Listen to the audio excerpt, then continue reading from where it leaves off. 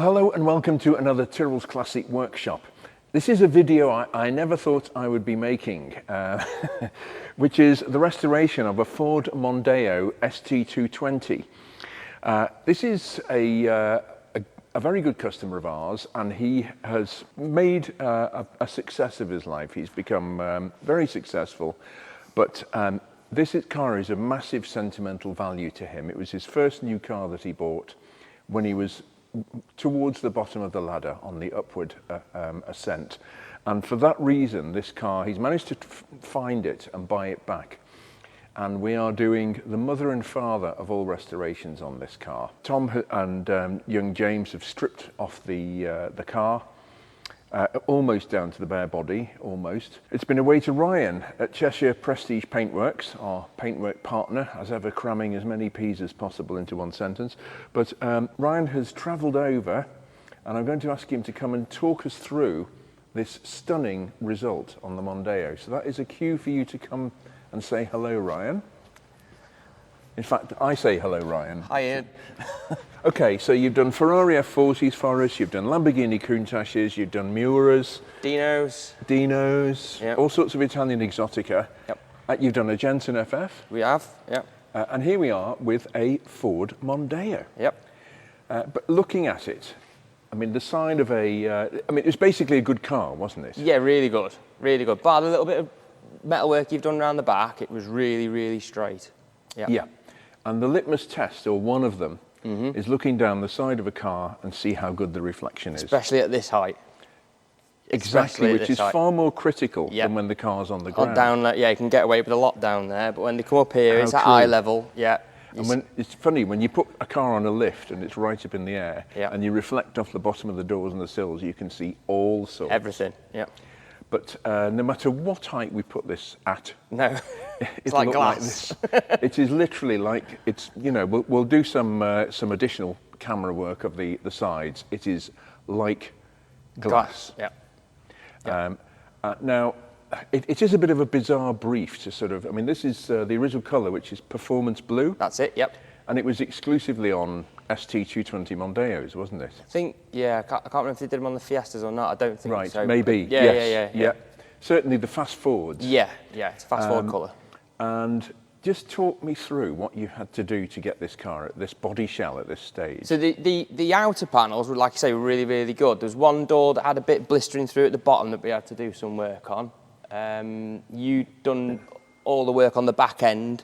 Yes. Round the back, and the metalwork round the rear. Bar that, the actual panels were really, really straight. There's the car part dings and dangs from down the ears, but nothing major. And this is a 2006, so it's 19 years old. Yeah.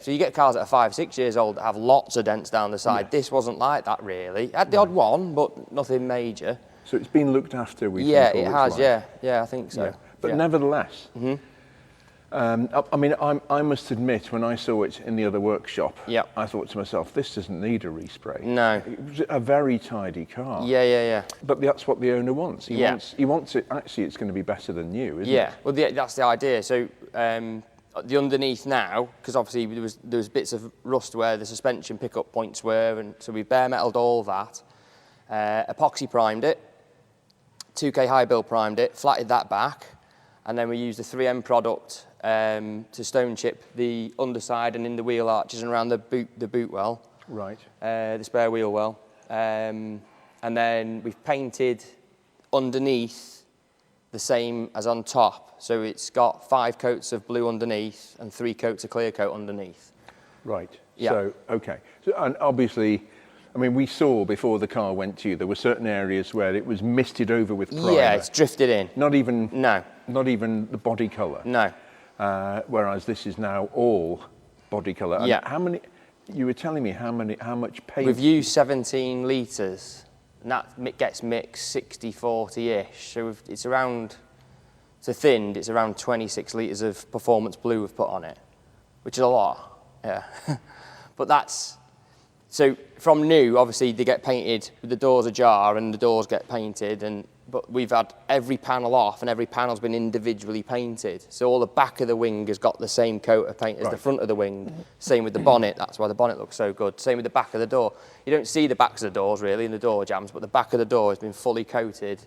As per any restoration we do here, paintwork-wise, has got the same level of paint on the back as it has on the front. Right.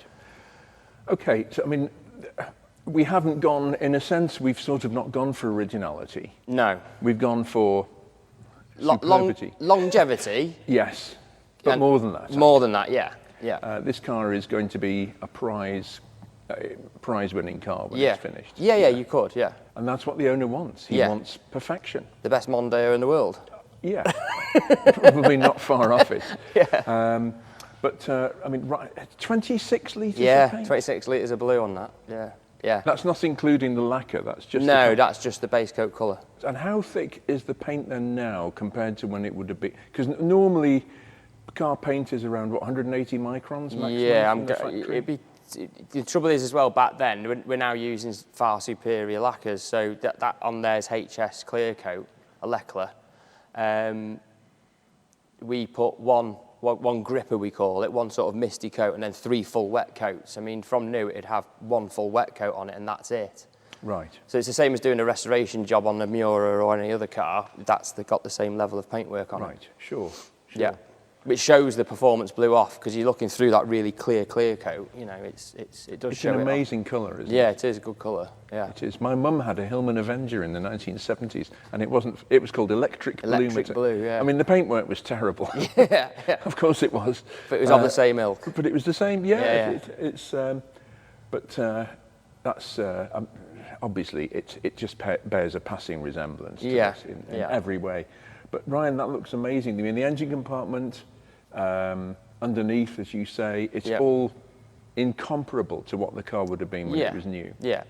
It's every square inch gets the same treatment. Right. It's not drifted in. It's not, you know, it's got full 3 coats everywhere. Right. Yeah. Yeah.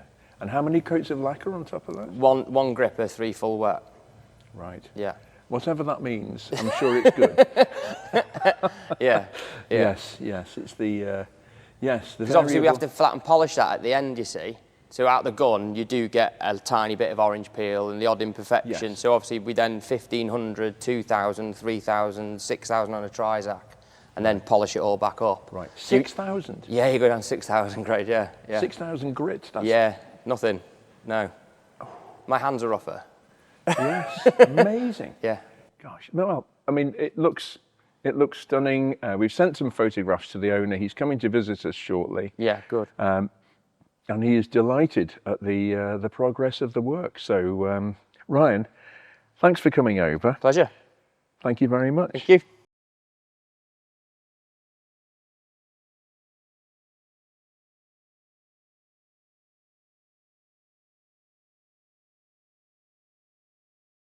Well, Tom, you and young James even, have been doing a lot of the prep work on this, on the gubbins that have come off the car.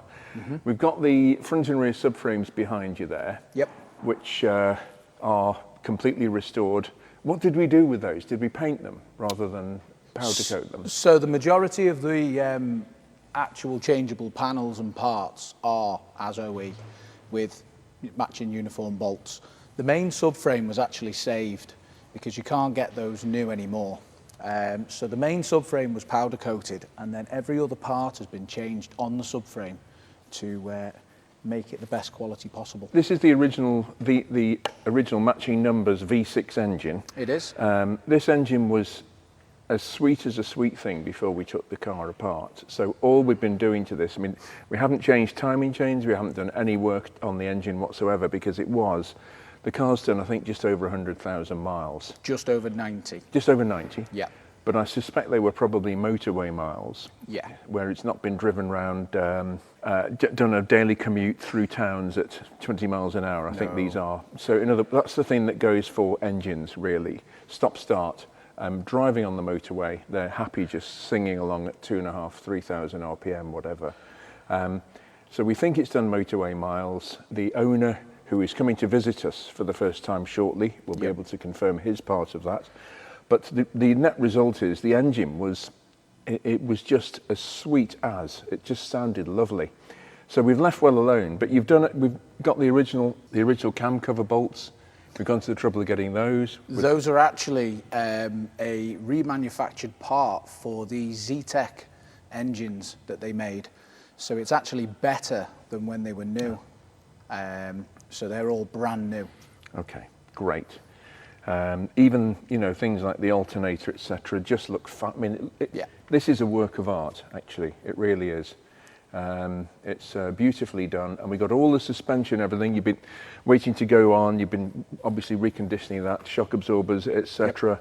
A huge amount of either new old stock or whatever parts.